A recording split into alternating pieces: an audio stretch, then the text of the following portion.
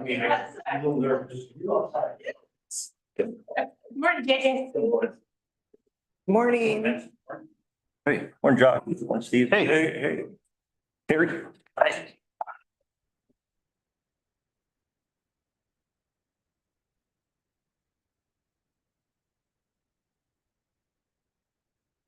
We don't have to do it. But I have notes. I did it at the library yesterday and it's like. Shoot. It's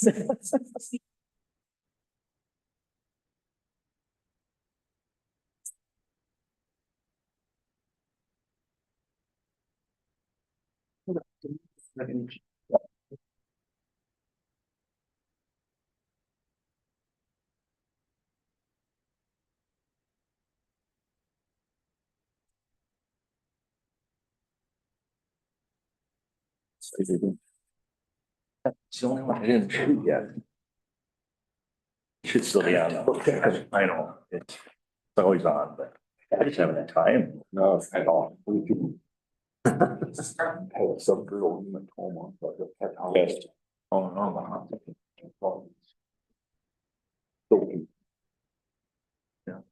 Be able to just push a button. Now you gotta tell Siri to do Don't it. you have a little thing you can find? I've been a whirlwind. But that was like a thing for all. Yeah. That's what Ryan taught me. Oh, this one doesn't. You gotta go into it. Somewhere in there. Morning, Reese. Hi, Aaron. Where'd you get that dog? It is 10 o'clock. I'm going to call the meeting to order. If you would rise for the Pledge of Allegiance. I pledge allegiance. To the flag, United States of America. And to the republic for which it stands, one nation, under God, indivisible, with liberty and justice for all. So we have some really special guests today. I saw one of them jumping on his handler earlier. But Denise, do you want to come forward and do the presentation? We're gonna mess up the agenda just to hear everybody. Good morning, everyone. We do have some special guests here today. Recently, there was some community members in Rutledge that decided to do a fundraiser for a canine unit. And if I could, everybody, not just the community in Rutledge, we have the Lions Club from Sturgeon, we have American Legion. So we have Joyce Wally, there's Katie and Heidi and Steve. And of course, we have Borchard in his canine chaos. Do you want me to take chaos for you while you're up there? What was that? Do you want me to take chaos for you while you're up Yeah, there? right. So these guys have spent months and months doing wonderful things, selling cookies, selling merchandise, and just doing their all best to raise money for our canine unit. In all, there was over 22,000. Wow. 22,000, and that includes from the Lions, from the American Legion, and everything that these guys have done. So Tigerless Months, it's so much appreciated, you guys. You don't know how much we appreciate you. So thank you very much. You're welcome.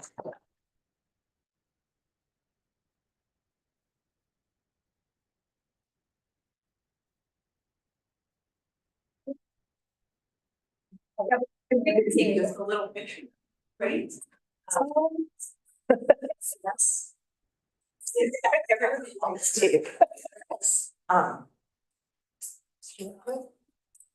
Chaos doesn't know what to think right now. Me first. Chaos, buddy. Yeah. Excellent. Sure.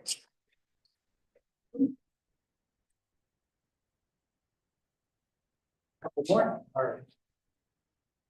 Just one more, be fine. Amazing. Excellent.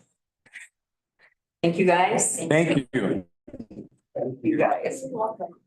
You're very welcome. They're a fun day. Thank you. Guys do an amazing job your Pine County Sheriff's Department does for this community. I'm proud of those dogs too. Pretty proud of them too. Gosh dang it, yep. We need to have more fundraisers like this. Thank you. Yeah, very well. You're welcome. It's very appreciated. We think they're pretty special too. Yeah. Officers and the dogs. No. It's community thought. So you don't have much if you don't have your community, and that town was full. The Will River Fire Department could not get through. Wow. Yeah, they want to be there next year. Right. That's enough of that. Well, thank you. Yeah, thank everybody. you so much, you guys. Thank you. When did you do that? It was September, it was September 12th, wasn't it? 14th. Day of the fun. Yeah. Yeah. First annual. They are pretty planning for next year. It is a very worthy cause. Thank you. Thank you. Thank you. Thank you, guys. Thank you. So getting back onto our agenda, is there anybody that would like to speak for public forum? Come on up. Yeah.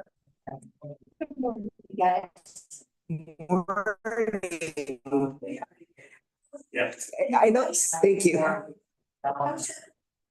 Speaking of this day, I do want to end. I want to.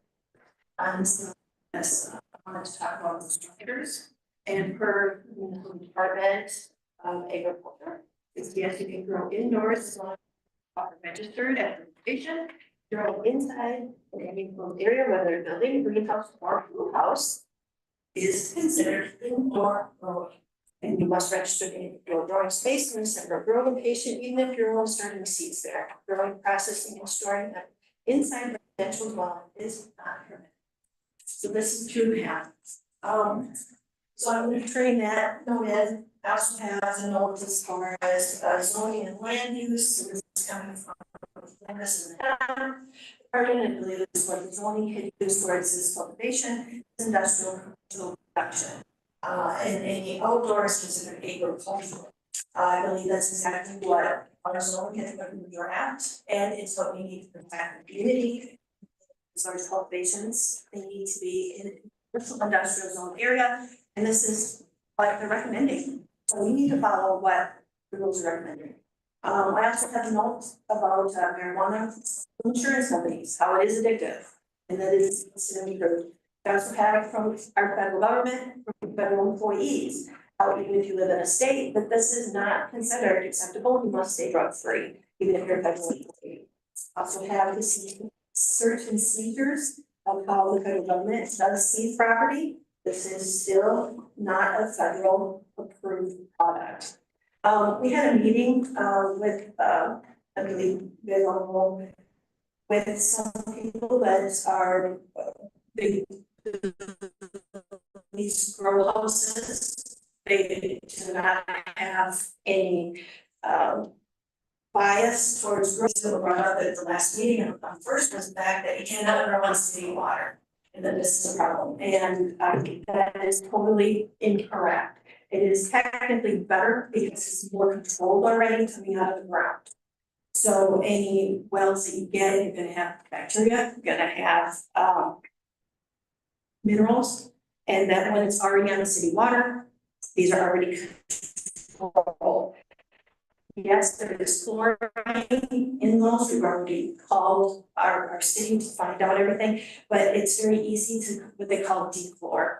And it's very, very inexpensive, and it's very easy to do.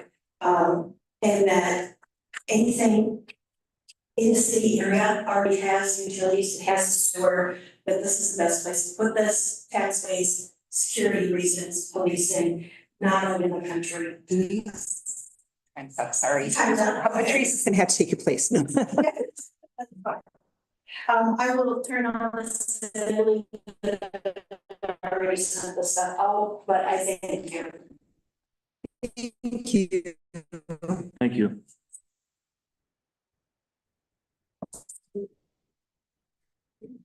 Yes, come on up.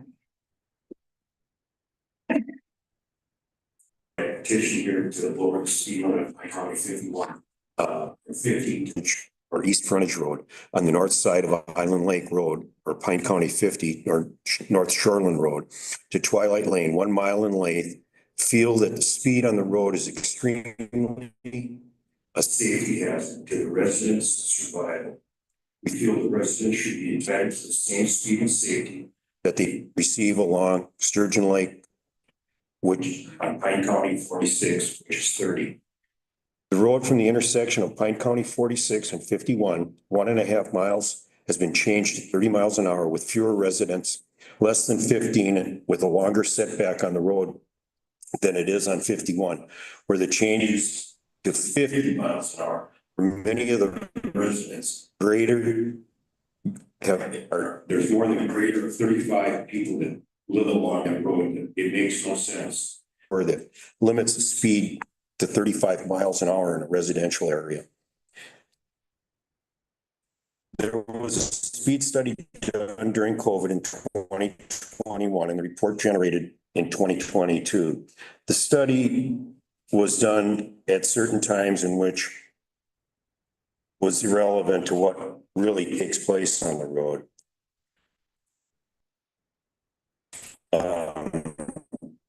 There's been many instances of high speeds, accidents, people passing a no passing zone, bicyclists, even getting the mail out of the mailbox or garbage is dangerous. No one moves over and the speeds are excessive, over 50 miles an hour. The stretch of the road has become more populated with old residents, children, and pets, and houses are close to the road. This is zoned as a residential area, and we're requesting the speed limit to be lowered to 30 miles an hour from 50, from Pine County 50 to Twilight Lane. We have attached signatures of 30 residents who live along Pine County stretch where we are asking it to be changed. No one did not sign that were asked. So. Thank you. Bring that up here, we'll give it to Dave. Yes, here, I'll just give you all this. All right. Thank you so Okay, much. Thank you. Thank you. Oh, you. Here, I'm supposed to take this one. Yes. Thank you. Thank you. Thank you so much. Thank you. Come on forward. My name is Gary Valvoda. I'm from Royalton Township. Madam Chair, members of the board, at the last meeting, and I'm paraphrasing, Mr. Ludwig, you asked a question about is zoning for morals. And in my hearing, I think you asked something about, is zoning, you said buildings or property and that. And I call attention to the Pine County Comprehensive Plan of 2017. Under adoption, it says, whereas the Pine County Commission has recognized the necessity to promote the health, safety, and morals and general welfare through a comprehensive planning process. And this was signed by you back in 2017, 2017. In the comprehensive plan, chapter 1, executive summary under the Pine County goals for the next 15 years, reduce crime and the prevalence of drugs in order to maintain a safe community, whether it's legal or illegal, it's still a drug, I believe. No use. There is an adult use recorded under number 455332, an ordinance that you have. They don't have the new ordinance numbers, I guess, because it's from a while ago. But there are ordinances on morals also. Just bring it up, point out. Pine County zoning ordinance 1.2, the purpose of this ordinance is to protect the public health, safety, and general welfare through the following objectives.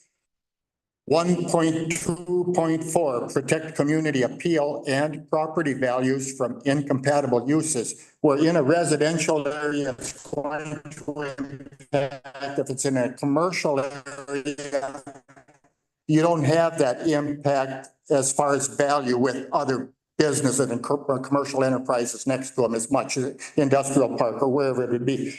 And then 1.2.7, support the goals and recommendation of the Pine County Comprehensive Plan, reflecting back.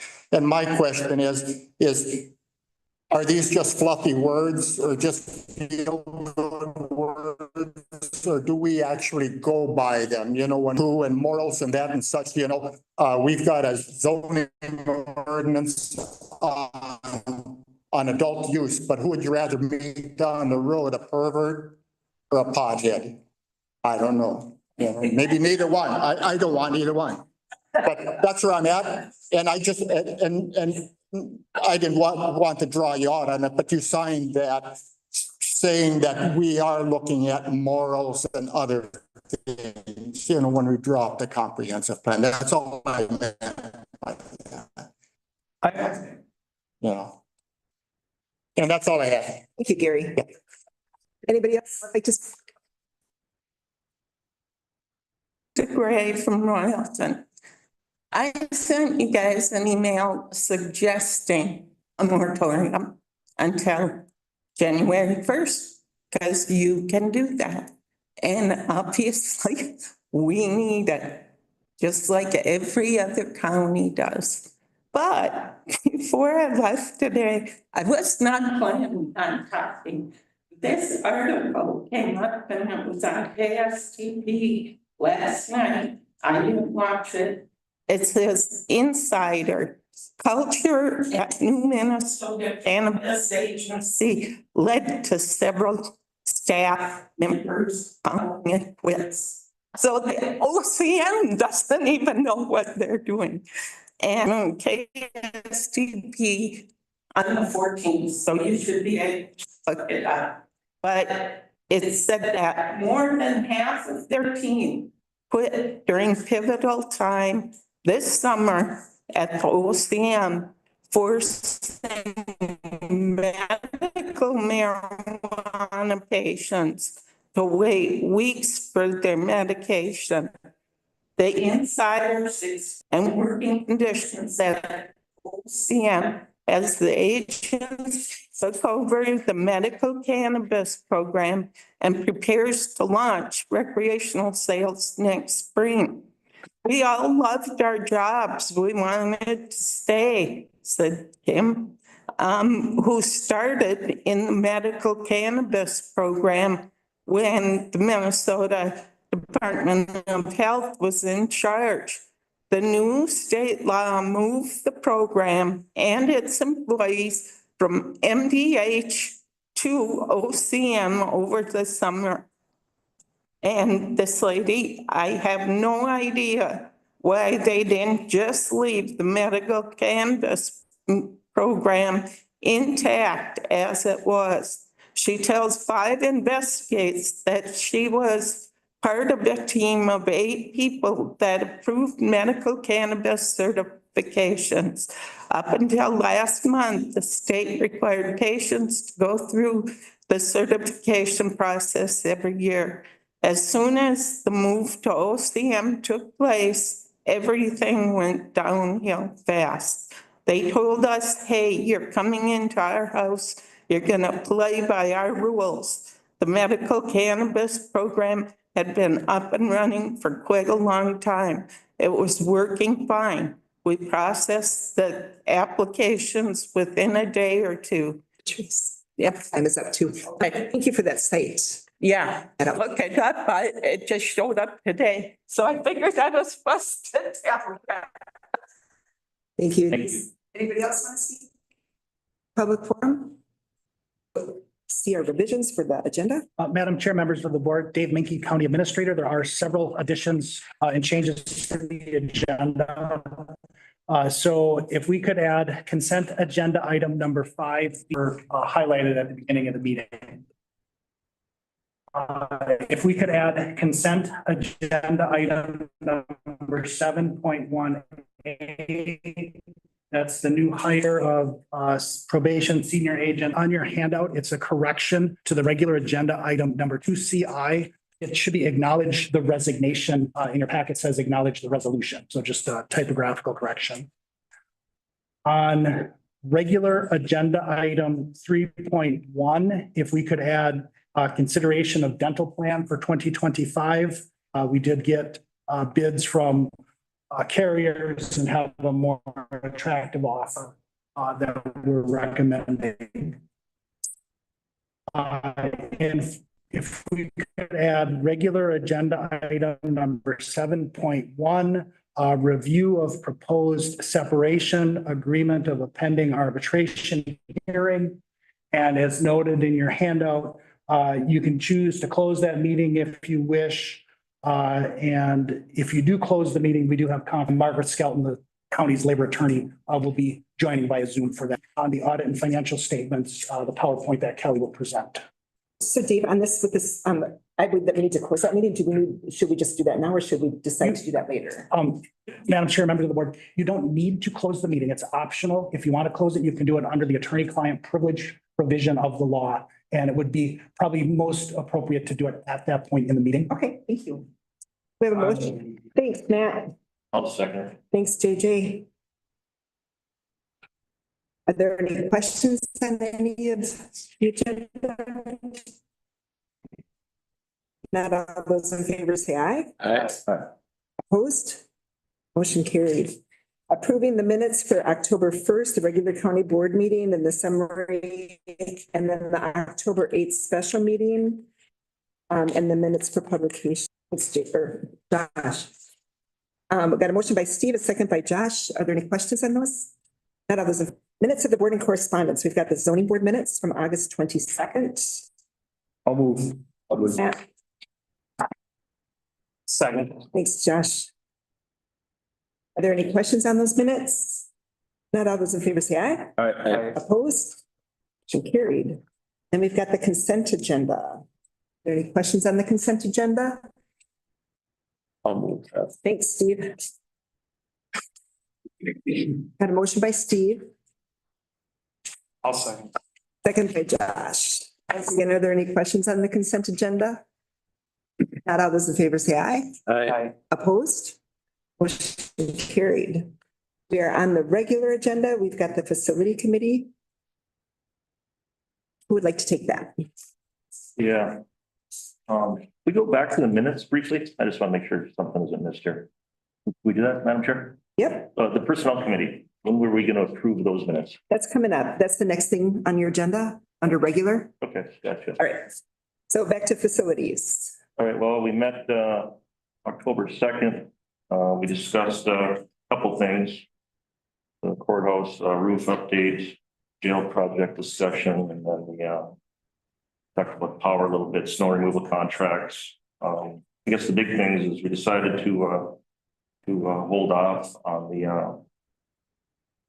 the roof to look at it again next year. It's currently not leaking or anything. It's going to be now, it's always been looked at, and I think the guys do a great job looking at the facility and checking things out. But we're going to just wait on that, push that out, and then also the jailhouse discussion. Look at that again next year. The good news on that is the cost has been going down on the jailhouse. No contracts were approved. There's a few things that we skipped on. There was some concern of some carpet that needed to be replaced. We decided to hold off on that. And is there anything I can add or change that you remember? On facilities? You cover that snow removal and the back. Yeah, snow removal. Then that, we had a review of that power outage. Yeah, there's one part of the courthouse, it sounds like that does not really get used. It's a sidewalk area. And it just seems like a lot of time being spent on it when it's not traveled. So we're just going to close that area off. Which sidewalk? Is it the south end of this? Madam Chair, Yeah, you go ahead. So, in front of, when you walk in the front of the courthouse, to your left is stairways that go down to the south parking lot area. So it would be those stairs in the winter and then additionally, we've historically contracted out the snow removal of the sidewalks, and facility supervisor, Pete Umbright, is wanting to take that in-house. We got some equipment to help with that, but those stairs don't seem like they're used a lot. And so I think we wanted to do a trial winter and see if we can not remove that snow because it's a lot of work with that stairways. So it's the stairways after the handicap access? Yes, yeah. So the handicap, access to the handicap ramp would be maintained. Perfect. And so the south parking lot is where some employees park, and they have badge access into that doorway there. And so it seems like worth trying to save the labor to do that long staircase. Yeah, and then I touched on what, Commissioner Ludwig commented with the power outage review. There was a power outage and there's backup power, to keep the essential things running. And there was a mix up on how things were hooked up where they had temporarily lost some, electricity to some equipment. So they dispatch. Yeah, so they have that figured out now, between the electrician and, Pete.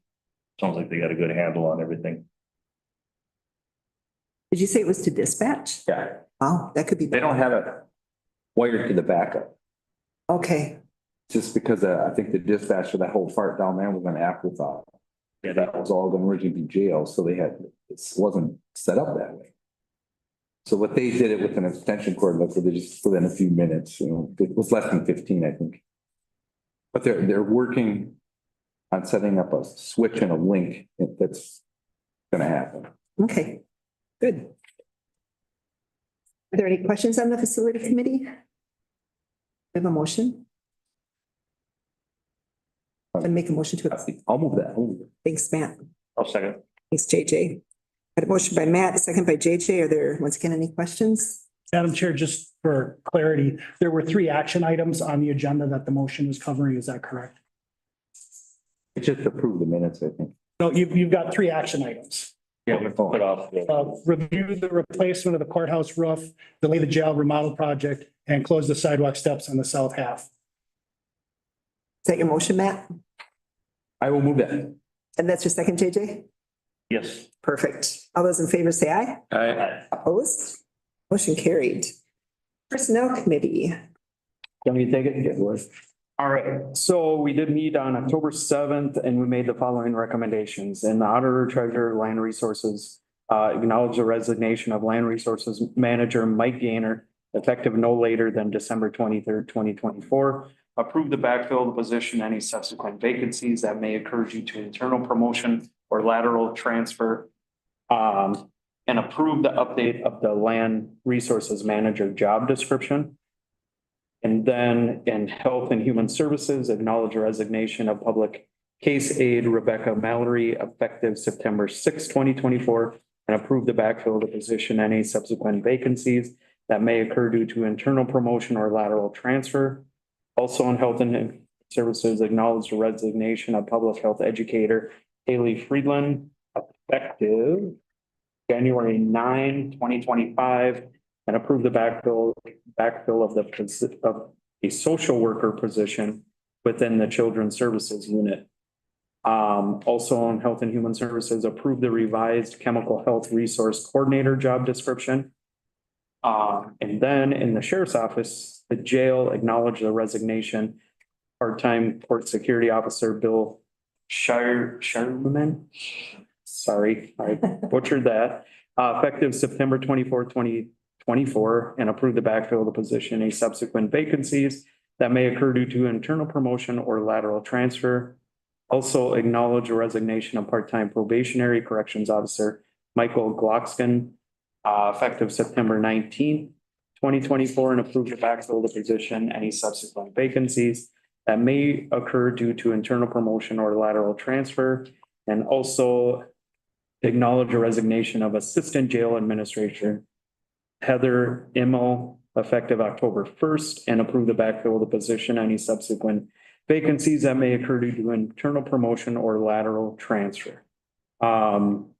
With that, I will make a motion to do all them action items. Then we can talk about the rest of it. And I will second that. All right, got a motion by Matt, a motion by Josh, a second by Matt. Are there any questions? All those in favor say aye. Aye. Opposed? Motion carried. And then we've got the 4-tier health insurance rates. So, Madam Chair, members of the board, I think you're all aware of this. The Insurance Committee has made some periodic reports. There was a desire to look at the 4-tiered structure to allow more options for employees. All of the 7 bargaining units that are on county insurance have approved an MOA to move to the 4-tiered system. It's set up so that the county's bottom line cost remains unchanged. It does change the contribution to the various 4 tiers, but the total county contribution should remain consistent. knowing, of course, that whether we change or not, that's always dependent upon which employees elect to take which coverage, right, of which we don't have a lot of control over. Also, it would end new employees join, it would end employees going on to the Viva plan. So we have, I think it's about 8 employees on the Viva plan. They're, grandfathered in, if you will, but we would not allow new folks to join the Viva plan. So if you're agreeable to that, you can make that, decide that or make that motion today. Did anybody- Health insurance new rate structure. Matt, I'll second. thanks, Josh. Are there any questions on this? I Go got, ahead, Josh. and I know we've had a few discussions about it, but it seems like everybody on the insurance committee, this is what they wanted, right? Yeah, they had them, yeah. And I know. I think there's an agreement with all the unions. Yeah, okay. And this started kind of in negotiations last year, didn't it? I mean, another bargaining unit was going, that was part of the reason they left the county plan was to go to a tiered rate system. So we kind of scratched our heads a little bit and said, maybe this is what people want or maybe it's not, but apparently not in the insurance committee, but apparently that is the direction. Yeah, and thank you for the history, because I know this has been discussed numerous times over the last several years. And it usually ran into 2 roadblocks. One, there was usually an increase in the insurance rates that we had to factor in. So it was hard to do the rate increase and then finesse the rates so you can have the 4 tiers. And then we typically ran out of time to negotiate because we have to do agreement with the 7 bargaining units. And so the circumstances lined up where we don't need to do a rate increase on the base rate. And so it allowed more flexibility for Gallagher to set up a tiered rate structure that most folks, if you have single coverage, you should have basically no change. And I'm talking kind of in generalities and looking at Jackie a little bit. If you have currently family coverage but move to spouse or dependent coverage from family, you should see a reduction in your premium. And if you had family coverage and you stay on family coverage, you will see a little bit of an increase in coverage or in premium costs. So the only people that are going to see increases are the full families. The ones that are going to see the decreases are the employee and spouse or employee and children. I think employee and children were the biggest decrease, wasn't it, Jackie? Yes. Yeah, and then employee and spouse will have a smaller decrease, and then employee with family will see an increase in their, I think I said increase for family or for, yeah, but so the 2 will decrease and the 1 will increase. Matt? I think. I thought you raised your hand. No, I think the thing is like Dave said, it's like our premium that we put in there stays the same. Right. It's gonna shift around inside all the policies. And some people are gonna see a change. But they have the choice to pick it. They're gonna. I think it goes back about 18 years that I know that we've been talking about employee plus 1, employee plus kids, employee and spouse. Right. Because there was such a huge gap between the cost differentials. And so I'm glad we finally got there. It kind of makes sense.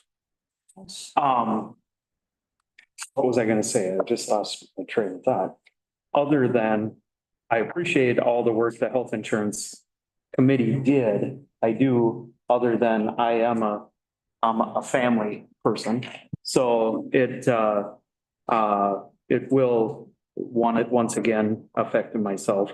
But it just does kind of show the demographics of what the changing is, where, it used to be family or single, and now you got spouses, you got children, whatever. Just shows the way that's going. On the other side of it, I just wanted to say thank you to the insurance committee for the biggest thing that I don't think people are realizing this year. We're having a 0 rate increase.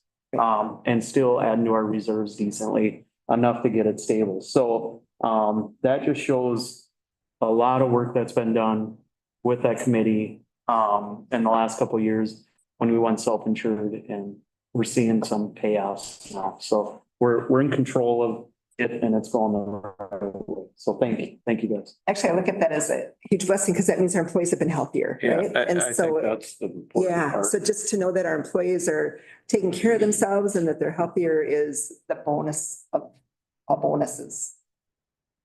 So, all right, we have a motion by Matt, a second by Josh. Once more, any questions on this? All those in favor for the 4-tier insurance rates, say aye. Aye. Opposed? Motion carried. 2023 audit and financial statement. We have the dental that we added. Oh, yes, okay, so that's the 3+1, sorry. If I may, Madam Chair, Yes. members of the board. So we were looking at a substantial rate increase for dental. I think it was like 29%.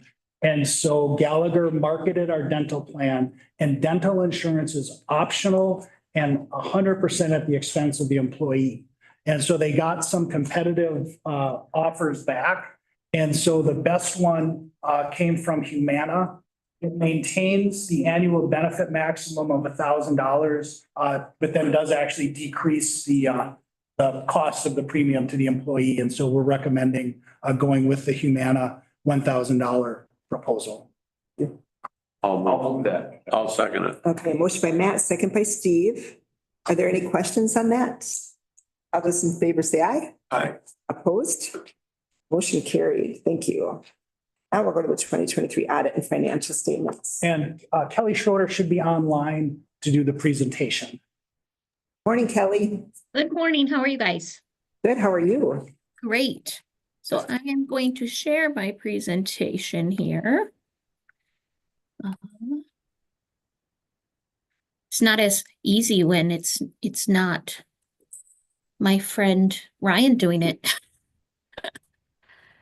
Okay, so hopefully you guys can see that. Yes. Perfect. Sounds great. So you all should have gotten a copy today of the actual financial statements. I think you would have received them electronically a couple weeks ago as well, but you got a printed bound copy today. But I just have a presentation that quickly kind of gives you an overview of them and talks through them a little bit because obviously there's a lot there. And so just kind of pulled out some high points. So to start with, right, there we go. So to start with, the financial statements have several different sections to them. So the actual financial statement starts with a management analysis portion. And so if you're going to read anything in the financial statements, that's really the piece that I suggest people read because that's kind of the layman's terms, the nice explanations of the financial statements put together. So that's kind of the great section. There's the basic financial statements. It looks at them as a government-wide, and then it also looks by fund. And then there's the required supplementary information, and that's things like our proprietary funds, our fiduciary funds, just like some of our liabilities with debt, leases, all sorts of things in those sections. And then at the end of the document in pages 119 and through 127 is the actual audit opinion.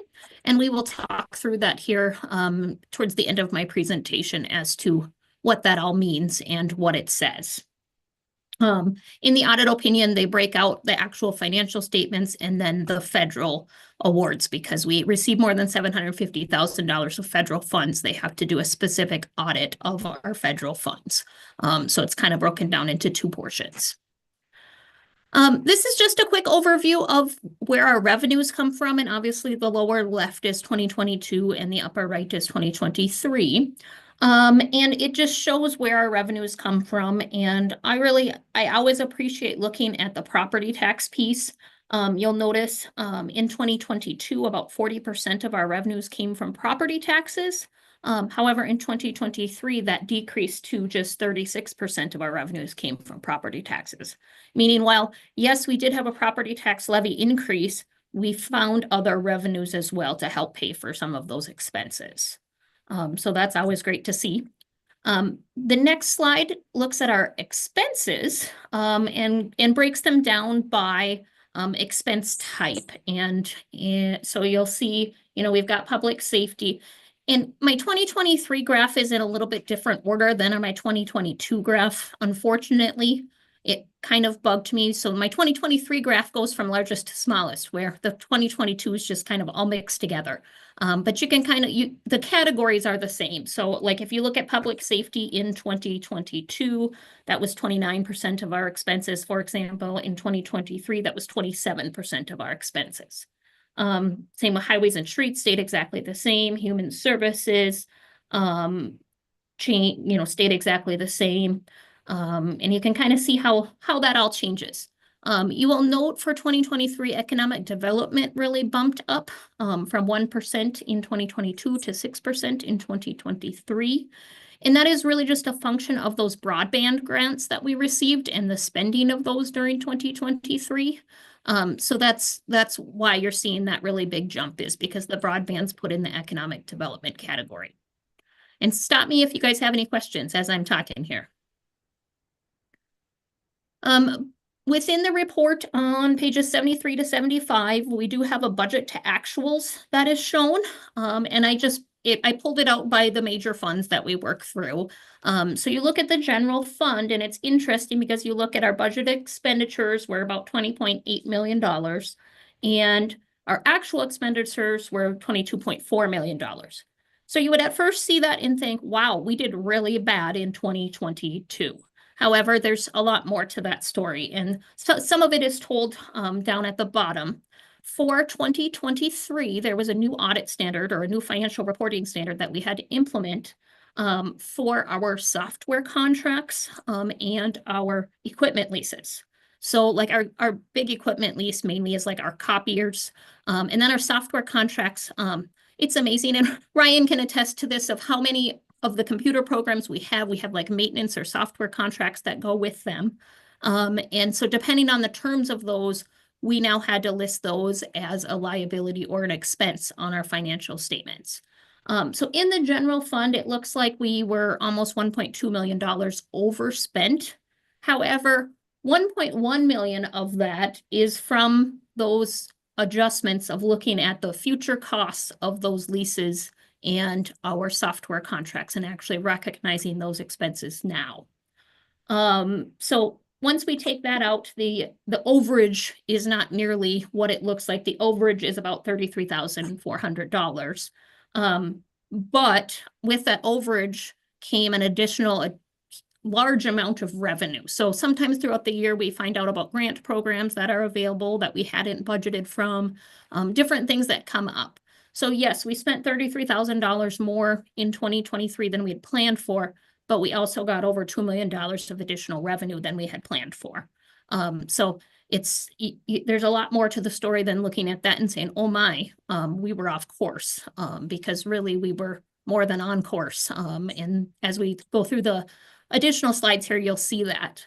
Road and Bridge, you will see that their expenditures show that they overspent, again, project related. As we talk about with Road and Bridge every year, we don't get overly concerned on their expenditures because so much of it is related to projects, and Mark's got that plan that he's carrying out. And Health and Human Services, they came in just $130,000 less than was planned. So they were under budget. And I always marvel at that because it seems the last several years, Becky has ended up budgeting to spend reserves. And due to her management and financial oversight, like we did in 2023, rather than spending reserves, she was able to add to her reserves. So that's great to see. Fund balances. So this is something we talk about a lot. Usually we just focus on the general fund, but I wanted to highlight, kind of our main funds that we talk about quite a bit. So in the general fund, you'll see where we started 2023. You'll see the change, and then you'll see the end of 2023. So you'll note like the general fund bumped up very nicely. Road and Bridge, we talked about that some, that we're struggling a little bit just with our projects and our state aid advancements and things to keep those things in line. Health and Human Services bumped up very nicely. The land fund bumped up some. It's important to note that land fund bump up is in those restricted accounts. So if you remember, annually, we've been setting aside funds for like the parks and recreation, for blight cleanup, for timber development. And so that increase you see in the land fund is those types of increases. Otherwise, the land fund shouldn't increase. The funds are sent out to the cities, townships, and the general fund. So you'll notice that, you'll notice total of all funds to increase nicely. And then my next 3 lines down there are just, you take that end balance and you break it into different categories. So in the general fund, we have a significant amount of funds that are restricted. And so what that means is those funds are tied up based on a grant agreement or a statute that where we got those funds. So they're tied up for only specific uses. And that's not something that we have a choice about because we got those funds with those restrictions. The assigned balance is something that we do have control over. So that assigned balance is specifically the jail canteen fund.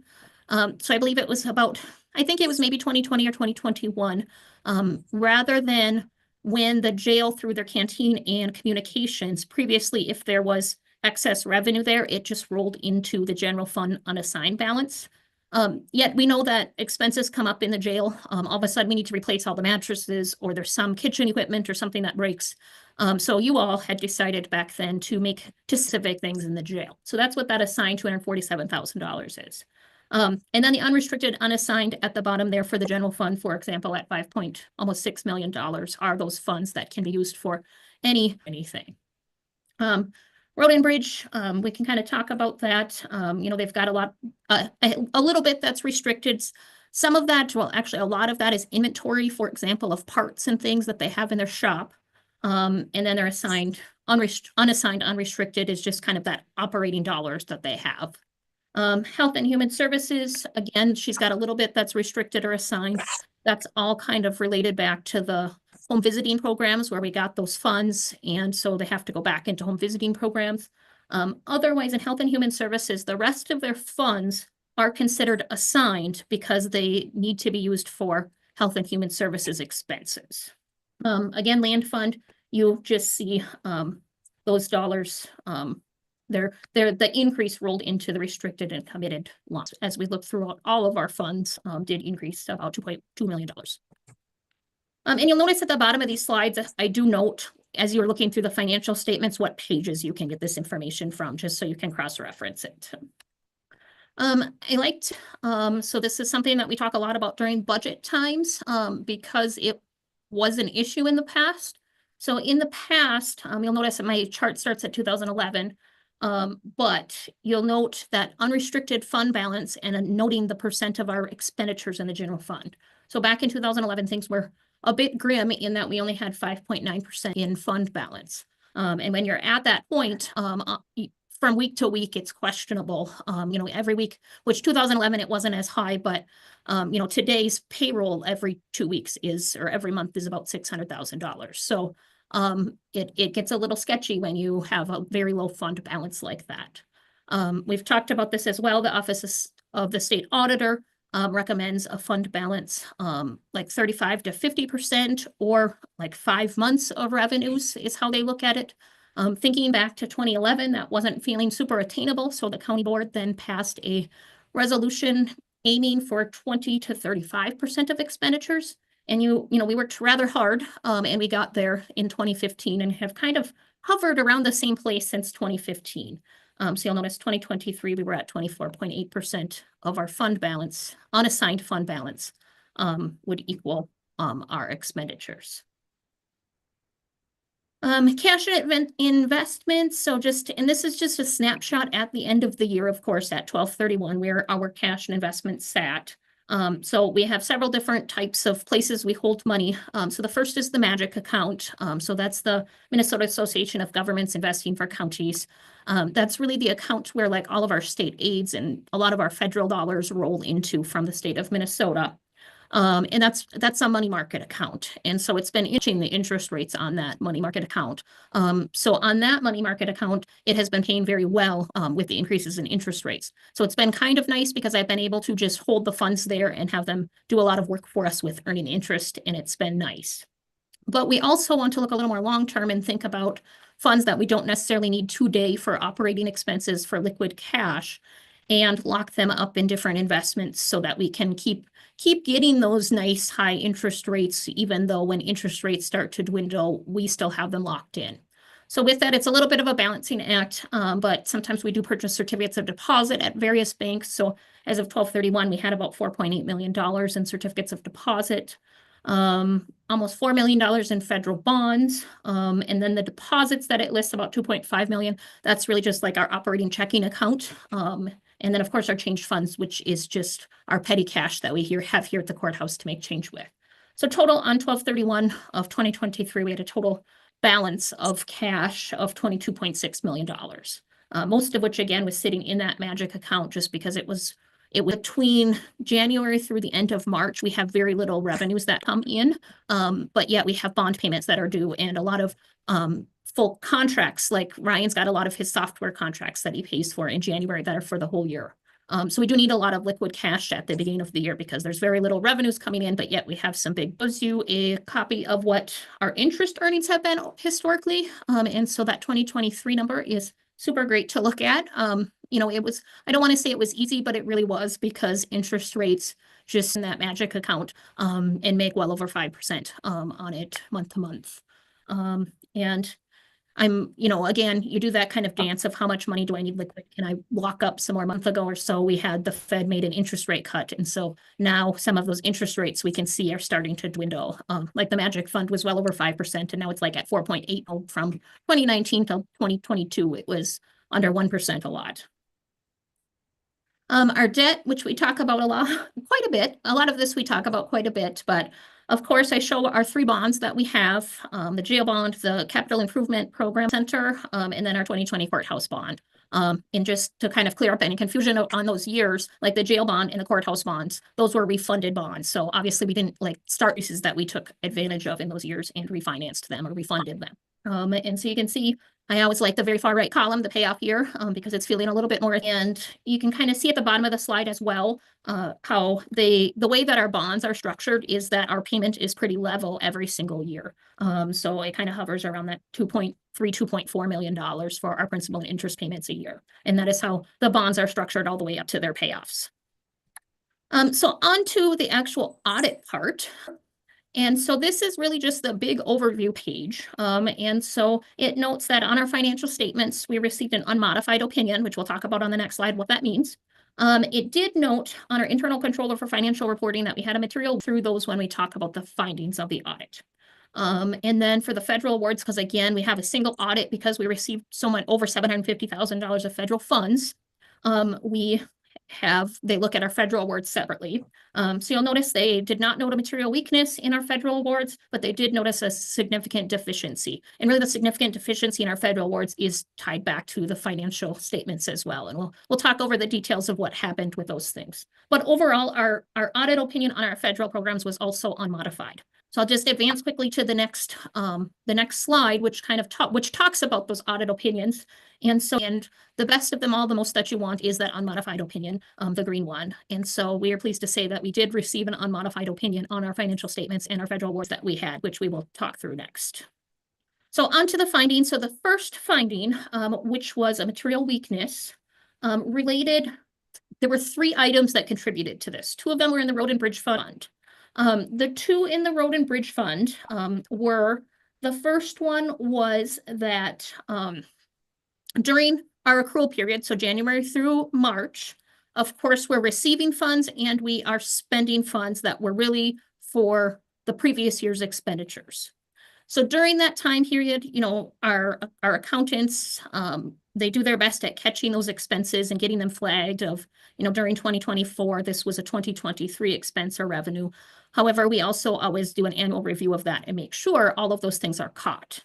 Unfortunately, we had that we had noted that it came in February, and for whatever reason, when it was looked at, it was thought, oh, that didn't get flagged as a 2023 revenue.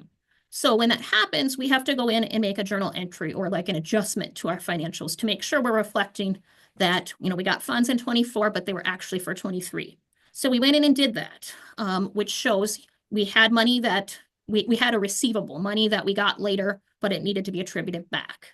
However, unfortunately, the auditors pointed out that that original transaction was flagged as 2020 by us going in and doing that extra entry because we thought it was missed, that flag was missed. We now have doubled our receivable balance because it was done once automatically by the system because the flag was there, and then it was done once. And then the next one was also in the Road and Bridge Fund, and it was a contracts payable. So there was a $770,000 contract payment that we made in the winter for work that was completed in 2023. And this one's just kind of the opposite of the first one of it was not flagged as a 2023 payment. And when we did our review, we didn't catch it as a 2023 payment. So we missed it of counting it as an expense for 2023. And then in the COVID fund, another issue that CBDG grant that we're working with A Place for You on, and I think Leslie talked about that at maybe the last board meeting of those grants she's been working through. But as part of that A Place for You grant, the expenditures came in significantly, or the quotes came in significantly higher than the original grant was for. So Leslie has worked very hard to figure out how to make this still work. And part of the way to make it still work was A Place for You was going to bring in some of their own cash to the problem of, okay, Pine County with the grants paying $100,000 of this invoice, and A Place for You, you're going to pay $50,000 of this invoice. A Place for You simply just sent us their portion, sent Pine County their portion so that we could just pay the invoices. However, we didn't spend, so they sent us that money in 2023, and the project was still ongoing through the end of the year, and in money that we hadn't spent, A Place for You.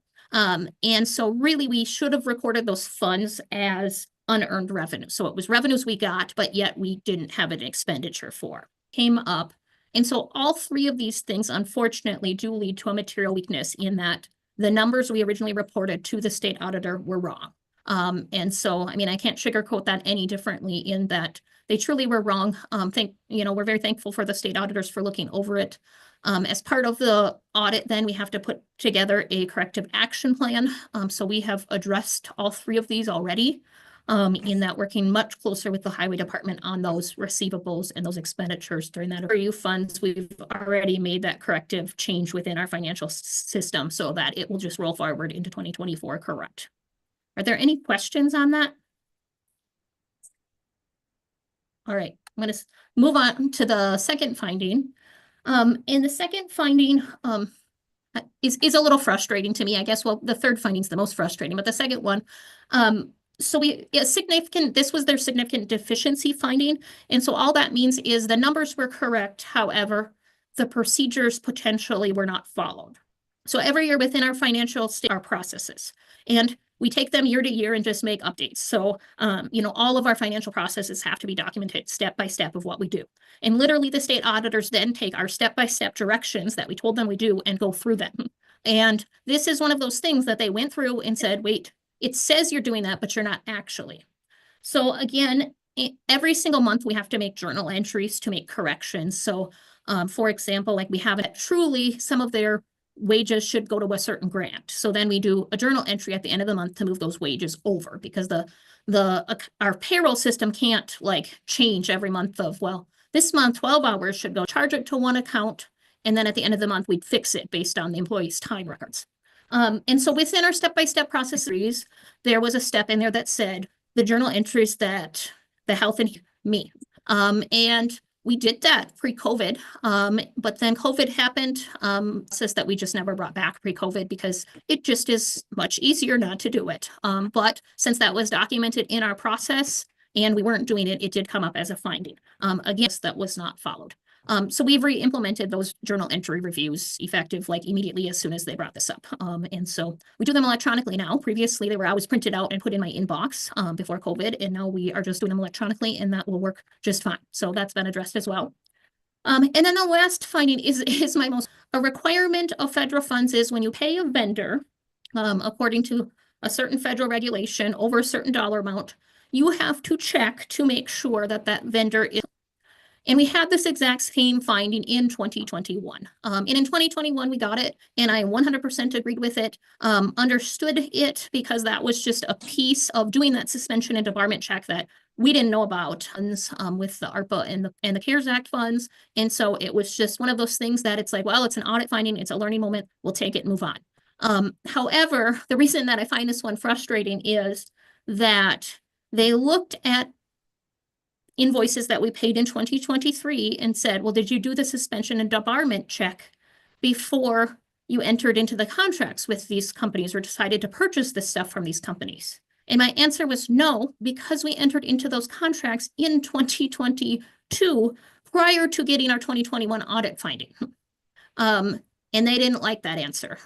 So it was very frustrating for me because like we couldn't have fixed it because we didn't get that finding until September of 2022. And these contracts were entered into the summer of 2022. And then we made payments on them in 2023. So there was like, it was like a catch-22. There was no way for us to fix it because we didn't know about it when we entered into the contracts. But since we made payments on those contracts in 2023, they brought it back, which is, I guess, their prerogative. But and so with this, I mean, we've added steps into our process in that any expenditure going through the COVID fund, I just review that suspension and debarment for every vendor, and that will address it. And as we go forward with federal funds, we'll just make sure whenever we're spending federal funds, even if we don't think it's going to be over that $25,000 threshold, we will just check it and keep documentation of checking it. There's not that many transactions anyways. So just an overview of the financial statements. So kind of some highlights, some positives are that I mentioned earlier that our reliance on property tax pretty nicely between 2022 to 2023. We had some really nice increases in the general fund and the health and human services fund. Even though in both those cases, we weren't budgeted to add anything to the reserves, but yet we still did through some great financial management. And then those interest rates on the investments, you had seen that over $1 million of interest was paid in 2023. And so it's really just capitalizing on that, on the time when they're just sitting there. And that is all that I have. Are there questions of things I didn't cover?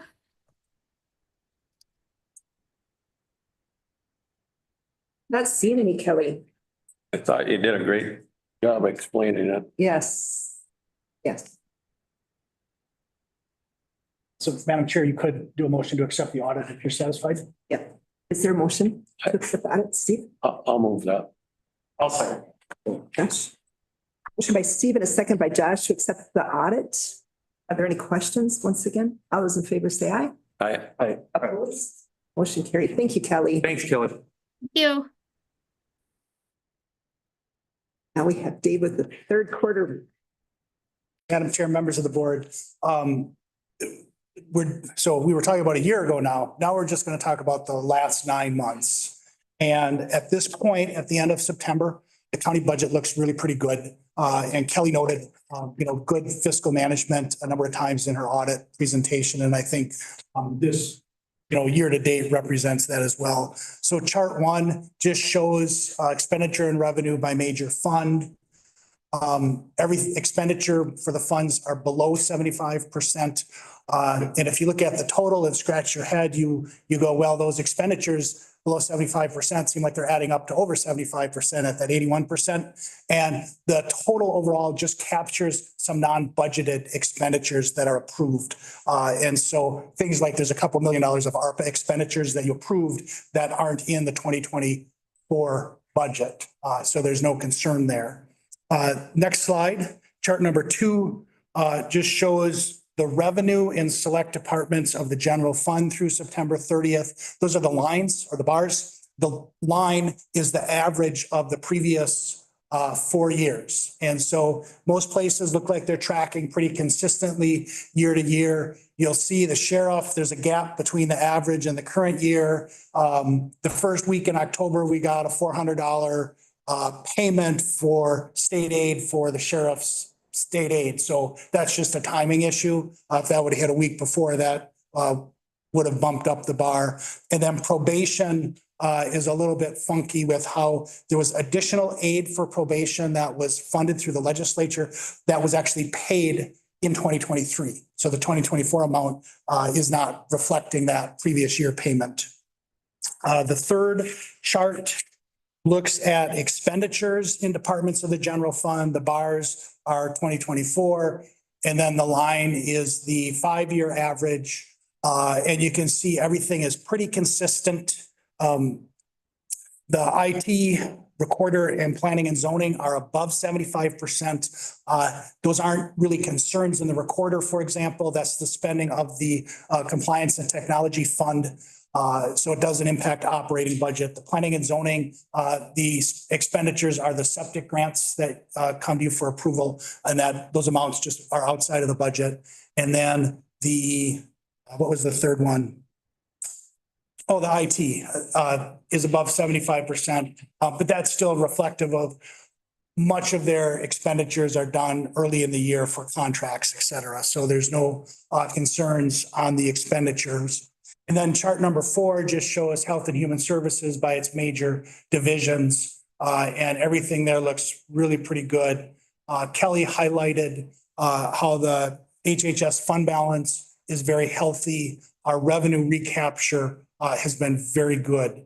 And you can see a little bit of that reflected here because there's a significant lag on the reimbursements. But to be, at or near 60% at this point of the year is really good. All in all, at 9 months in, I think the 2024 budget is very positive, and welcome any questions you might have. Thanks, Dave. Thank you. Yep. Thank you. So we're going to go into commissioner updates. We have Lakes and Pines annual meeting. Well, that annual meeting happened at the same time we were still having a county board meeting. Oh. So I called after I got done with the county board meeting and it lasted about 20 minutes. An election of officers. Basically, we knew that's all that was going to happen. So I didn't miss much. Right. East Central Regional Juveniles. I didn't go to the meeting, but I went over the minutes, so I'll give you the update. Terry covered. We got the nuts and bolts that's gonna affect us is they approved a 15% increase in fees. So we're gonna go up to $375 a bed for member and $455 a bed for non-members. So there was a lot of discussion involved in that, and it was brought up by other counties that, why do we find this out so late? Because we're all doing our budgeting this time of year. And so, but Anoka doesn't typically set their levy till like in December or something. But the Anoka County Board sets these rates back to that because they own that thing. So that's what it is. So but next year, the increase this year is kind of a catch up because nothing can keep up with a 4%. It isn't all salaries either. There's other costs and programming and things like that. But following year, we shouldn't see that kind of increase again. The other big ticket item was the elevator was failing and no parts and stuff like that. So they had to redo the elevator, which is $151,000, but they took that out of capital reserve. So other than that, it was just pretty much the normal. Okay. Thank you. Greater Minnesota Parks and Trails annual meeting. Did you make it, Steve? No. I didn't either. They have it during other meetings. County board meeting going. Yeah. Soil and Water Conservation District. Yeah, it was October 9th. I got the draft minutes. If anybody wants to look at them thoroughly. During public comment, there was a situation brought up where there's some junk cars, oil fluids leaking into the ground within a shoreland area. And within the floodplain up along the river in Sturgeon Lake. So the Soil and Water is looking into it. Where was that at? What was this? Remember that new boat landing or the canoe landing is on Denham Crossing, right at the river? Yeah. Yeah, right in that area right there. Oh, okay. So where's that look? Bunch of cars and stuff being like processed, taken apart. Or, yeah, not really certain. So they're checking into it. Just a great concern with that river there. It's both within the shoreland area, the distance from the river, and it's also a floodplain. Yeah. So they're looking into that. Hired a Soil and Water hired a new water resources person. Krista Arn's hired. She starts on the 14th of October. Everything else is pretty much business as usual. I got the draft minutes if anybody wants to check into it. Sure. Thank you. Welcome. Fall district meeting, was good. It was a long drive. It was a beautiful drive, but it was a long drive. The things that, that our district chose to support for our policy committees are the EMS system, you know, doing the EMS services and getting that taken care of, mental health through public health. There were two of them. There was one for, was it transportation? No. I can't remember. I don't remember. But the one, so they had two of them and they really should be together, but they wanted to see which one people thought. So it's more on the housing and getting places for people with mental health. And then the SSIS system update was another one. And I can't, do you remember the other ones? I don't either. But that was a big one. The other thing that we talked about the paperwork here, is where people were at with their increases for their budgets. And it was anywhere from, actually, I'll just pass this around. So this has, like Anoka County approved a 16.86 with the hopes to reduce them. So a lot of them, they planned for 12% and they're hoping to go between or below 10. But this is where everybody else is with their budget increases for the year. And those are the ones that they turned them in. I added a couple of them to it for the meeting. All in all, it was a good meeting. They did talk about, we are gonna see an increase from AMC. It'll be voted on November 1st. But they're looking at $2,000 for Pine County, which is really minimal compared to what we get back. Anything else that you can think of? Just a note on the spring meeting, typically they're on Thursdays. The spring meeting is going to be on a Wednesday, the day before the Juneteenth holiday. And so just if you're in that expectation of Thursday, it's on the commissioner calendar already, but it's a Wednesday versus a Thursday. And District 1 is always first, and this time we're gonna be very last. Oh, really? Yep, and it will be in Lake County. Okay. So that'll be a different one. What, just going back to levies, Uh-huh. what is everybody saying? I mean, or what did they say there? This is insane. So a lot of it is wages. If you go to, Aiken County, is their new justice center. So a few of them are justice centers. It was kind of interesting. I'm trying to think of which county it is that they're putting in it. They're looking at a new justice center and it's going to be huge, but they're at 0% because they figured that they could do it without an increase. And it's like, ouch, that's going to be interesting. So, and then wages and the health insurance, a lot of them had some pretty big increases on health insurance. However, Aiken County proved to us that they lowered theirs. So we thought we were doing good at 0. They went down further than that. Really? So, yeah. Health insurance. On their health insurance, yeah. So, but the majority of it is wages and then lots of justice centers being built, a lot of them. Thanks. Law library. I missed it and apparently a few others did. They didn't have a quorum. Oh. I don't, were you there? I was. You were? Okay. Yeah, it's only two of us, so rescheduled. I had a doctor's appointment, so I apologize. Central Minnesota Jobs and Training. We are going to get you caught up a little bit. So Central Minnesota Jobs and Training, about almost like 9-10 months ago, we found out that we were missing a lot of money. There was a lot of money that was not accounted for. Because of that, we had to have a forensic audit done by deed. And we couldn't really talk about it because there was the possibility of an investigation being done. And so it needed to not be something that was on the record with our counties. So since then, we've hired a different auditors company to come in to look at all of the books and to figure out where everything was at. And it's the part that was really frustrating for me was our auditor that came into Central Minnesota Jobs and Training for years said, you guys do an amazing job. We just want to use everything that you do and show everybody else how to do it right because what you do is incredible. And then to find out that we're like $550,000 was unaccounted for.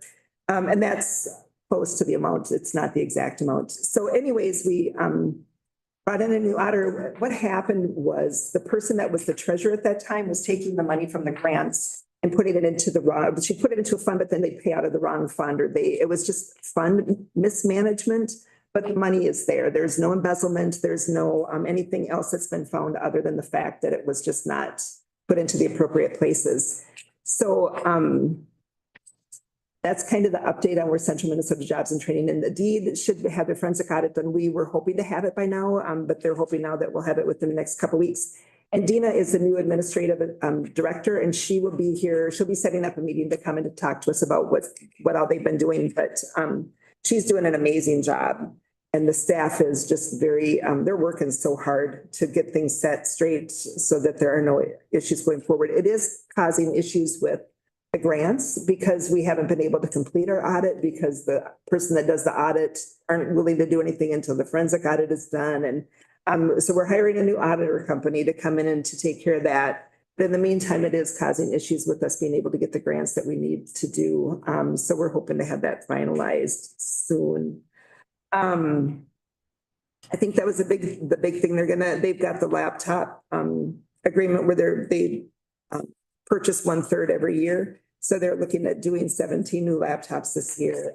They had an event for their 40th anniversary and they raised $2,089 at that event. So it was a good thing. Hopefully they'll be doing more of those. But that's Central Minnesota Jobs and Training.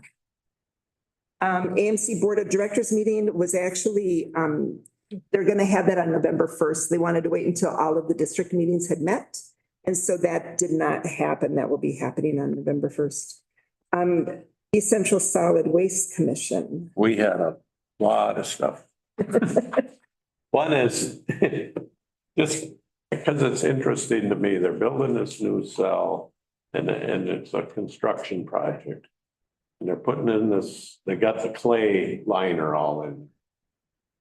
And they have to do these, they take a core sample of that clay. And apparently what has to happen is they take that core and send them off to a testing lab. And they have to try to force water through that column. And that takes a long time. It's not they just and if it doesn't go, it doesn't go. It's a matter of days or weeks that they have to put pressure on this to see if it's going to go through. Well, the problem is they can't put the plastic liner in until they get the test results back. We can understand that. It's just so they're waiting and waiting patiently for these test results. They have no reason to believe they're using the clay from the same farm that they've used in every other cell.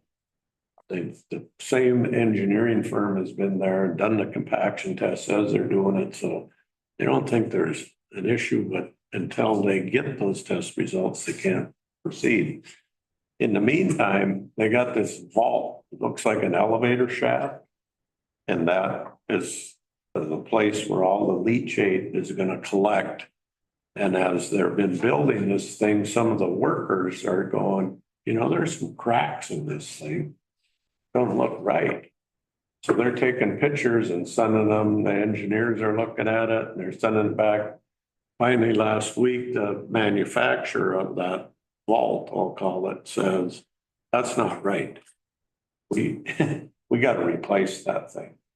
So now it's got all this compacting clay around. It's 35 feet down in the ground. They get a crane in there, lift the old one out, put a new one in, get it sealed up, and that's going to be a mess. So that's a 2-week process to get a new thing built and get it in there. It's built specific for that site and already had a bunch of piping put into it. So it's not a good deal.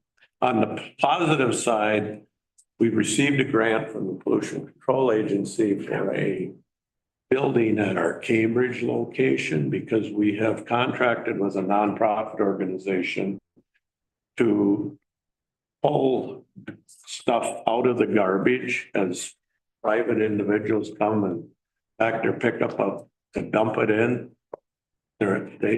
This private nonprofit hires a guy to be there and say, "Holy cats, that ping pong table looks brand new. We could resell that." Because I saw one of those there. And so they're pulling this stuff out. They pull out enough stuff every month to pay that guy's salary that they sell. And so for every pound of stuff they pull out of there, it's one less pound that has to go in the landfill. So I think it's a win-win-win. Now we're gonna get a grant so we can have a building for them to work out of. I think it's a good deal. The other grant we're looking to hopefully get is these forever chemicals. You've no doubt read about them. PFAS, 3M manufactured these this chemical that you spray in your furniture, keep the stains off your furniture. We've used them on our tents and whatever. They're everywhere. But they do not break down. And so we get this leachate. We have to come up with a plan to get rid of those PFAS out of our leachate before we can land apply it or transport it to Pig's Eye for treatment. And it's like, apparently the state doesn't have a clue how to get rid of it because they're giving us a grant, write a plan of how we're supposed to get rid of it. So I don't know. We'll do our best. So I think Caleb had talked a long time ago about wanting to do the recycling of things that went to the processing plant. Right. It's kind of cool that it's happening. Yep. It is cool. East Central Regional Library. I have one more month of being the president and my term is up. So we're in the middle of doing the negotiations for that or the nominating for that. With the budget, one of the things that Kanabec did, because Kanabec County has always paid for 2 extra hours for their library to be open. They've just got the one library. And so for their budget, they pulled that back and they're not going to be paying for those 2 extra hours. So we needed to decide what the new hours were going to be. One of the things that are going to be coming up is Aiken County. They received the highest increase for the library and what it costs them to have it. And it's because of their, my brain just quit on me, their tax capacity rate. And their tax capacity rate went up because of utilities. It's not because of the people that are there, the residences or the taxes that we pay, but because of their utilities. So they're going to be asking to have our joint powers agreement relooked at next year to figure out if we can figure out a different way to do that. I don't know if there's a different way to do it that's more fair than what we already have. But we will be seeing where that goes. Madam Chair? Yeah. Potentially related to that, the state of Minnesota is undergoing a review process of how those state assessed properties are handled. And so the library board may want to make sure that if the state does something that whatever the library might make modifications to fits with any changes. Good, thank you. Thank you. That was pretty much library. Does anybody have any others? Yes, I had a Northeast transportation meeting the other day. Not a lot of new project talk, mostly stuff that dealt with engineers. But it was a lot of engineer talk about how to fill out this, where there's a new form for this or whatever. So kind of over a commissioner's head. And then we had the tour of our economic development block in Pine City. I think that's what we called it. But I thought it was a great tour. We had, we toured the rec center, nursery, school, and student housing at the old Lakeside Clinic. We toured the homeless shelter, A Place for You, and 2 different apartment complexes that are in that same block.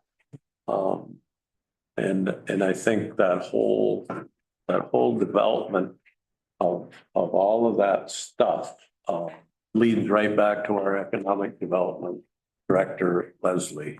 She's the one that did the work. We can take credit if we want, but really it was Leslie that she did. Yeah. I think one of the things that amazed me is there were, one of the apartments has 24 dwellings, I believe. And one of them had 12. And they're full. They have a waiting list, you know, and that just shows how bad we need to have housing in our county. We're really suffering. from that. And we keep talking about how we need to bring jobs in, but we're losing employees because we don't have housing and daycare. So to have that new daycare facility, which is amazing, and then the rec center at the college at the housing unit area is phenomenal. They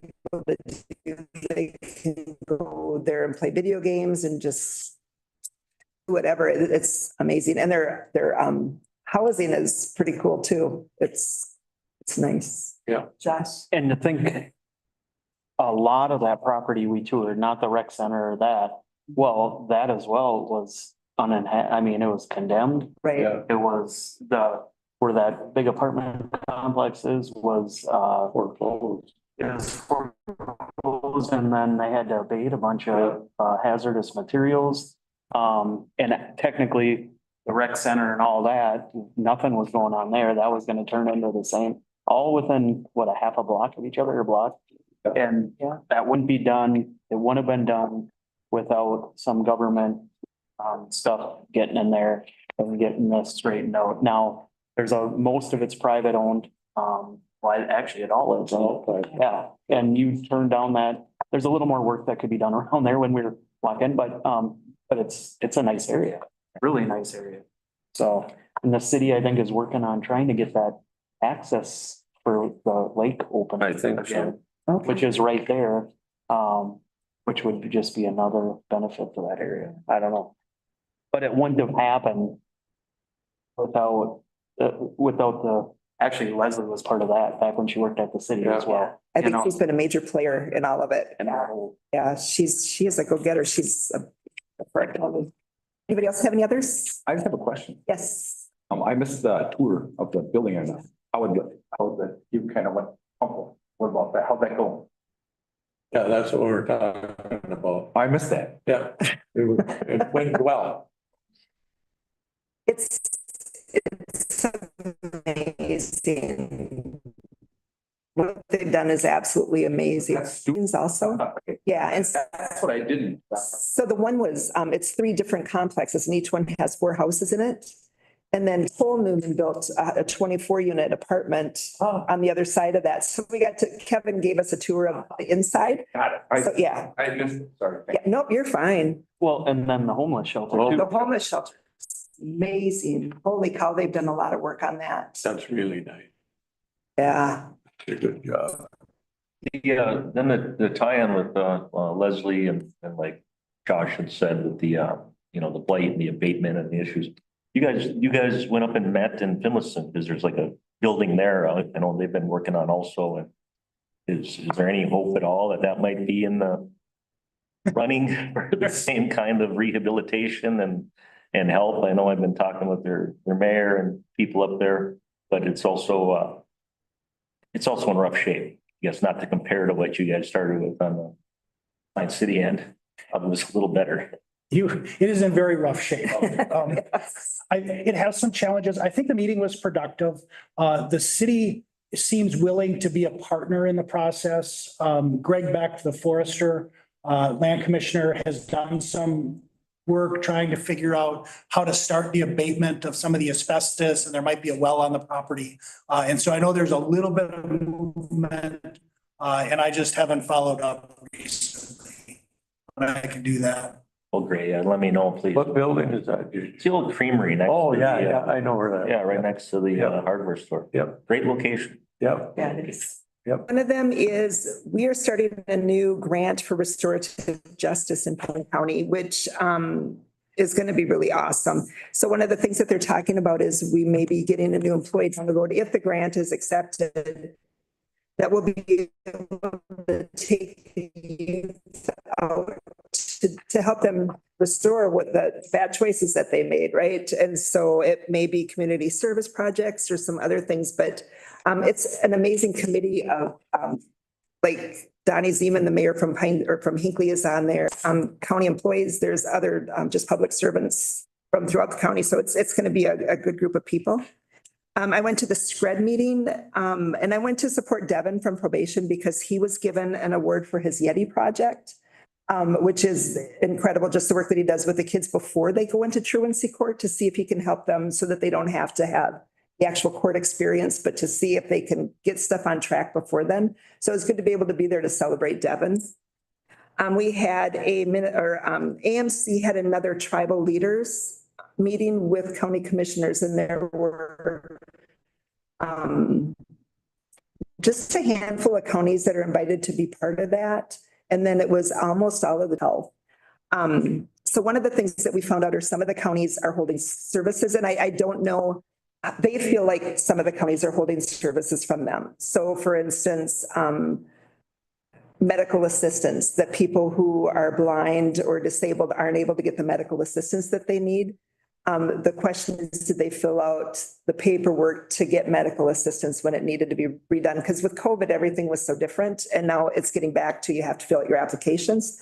So trying to figure out how that is and so we can best serve. Another one was SNAP.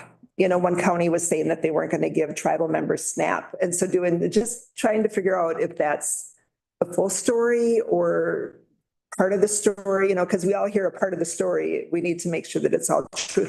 But while you're hearing all of that, it makes you really realize that we need to really be cautious about what we do to make sure all people are served the way that they should be.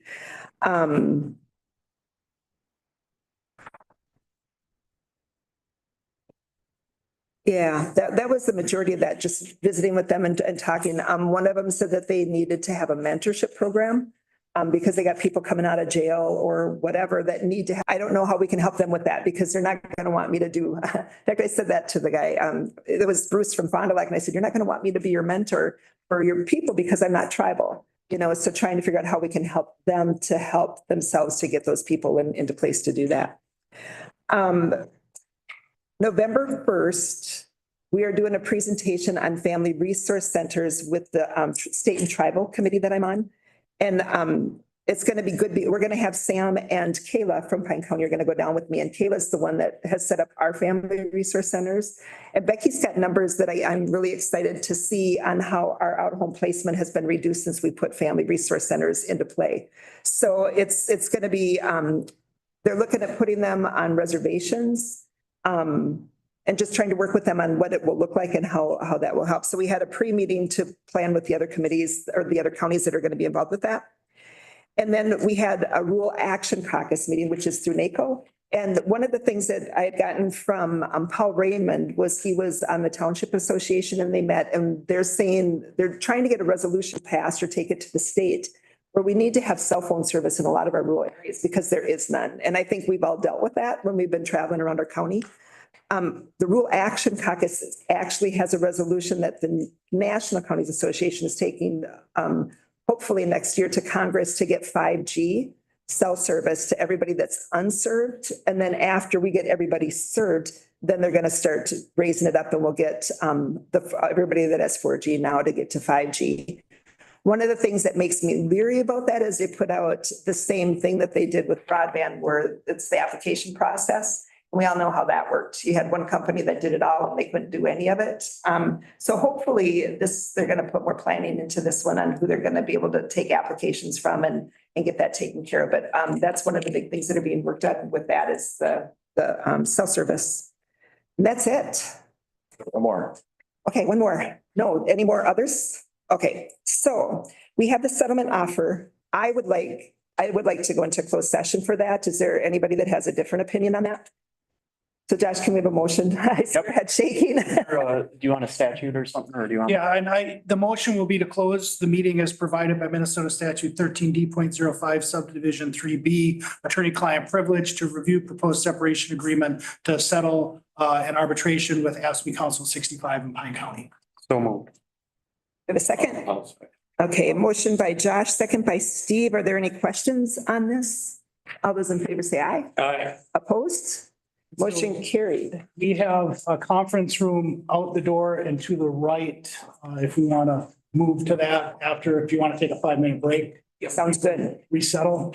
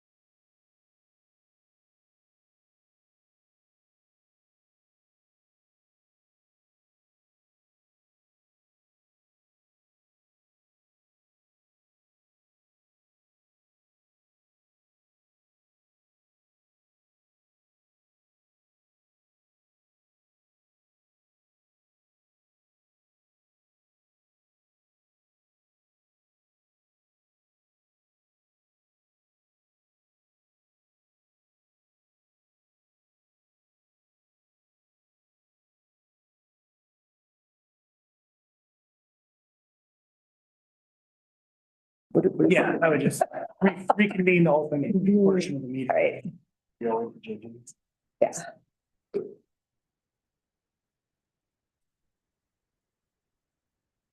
like lunchtime. It smells like lunchtime. Does it?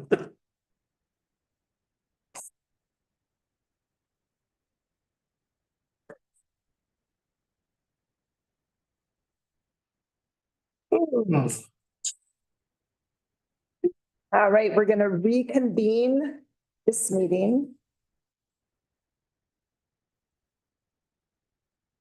And we have a motion to accept the separation agreement. Thank you.